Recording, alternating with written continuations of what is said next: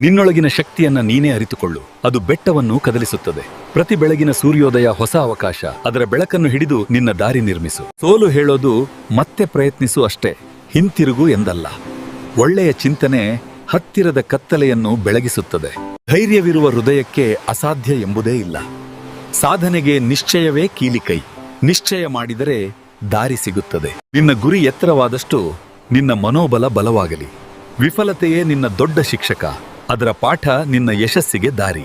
ದೊಡ್ಡದಾಗಲಿ, ಅದನ್ನು ಹಿಂಬಾಲಿಸುವ ಹೃದಯ ಇನ್ನೂ ದೊಡ್ಡದಾಗಲಿ. ಧೈರ್ಯದಿಂದ ಮಾಡಿದ ಪ್ರಯತ್ನ ಎಂದಿಗೂ ವ್ಯರ್ಥವಾಗುವುದಿಲ್ಲ. ಪ್ರಯತ್ನ ಮಾಡಿದವರ ಕಥೆ ಎಂದೂ ಸೋಲಲ್ಲ.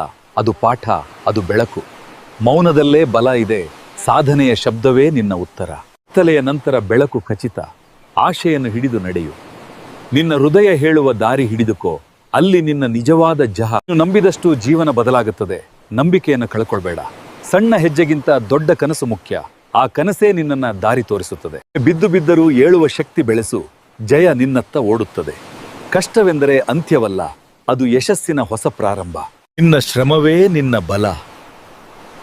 ದಾರಿ ಕಷ್ಟವಾದರೆ ಶಕ್ತಿ ದ್ವಿಗುಣವಾಗುತ್ತದೆ. ಬಂದರೂ ಕುಗ್ಬೇಡಿ. ಸಮುದ್ರದಲ್ಲಿ ದಾರಿ ತಪ್ಪಿದ ನಾವಿಕನು ಧೈರ್ಯದಿಂದ ಬದುಕಿ ತೋರಿದಂತೆ ನೀವು ಸಹ ಸಕಾರಾತ್ಮಕವಾಗಿ ಯೋಚಿಸಿ ಒಳ್ಳೆಯದನ್ನೇ ಮಾಡಿ. ಜೀವನ ಜಯ ನಿಮ್ಮದೇ.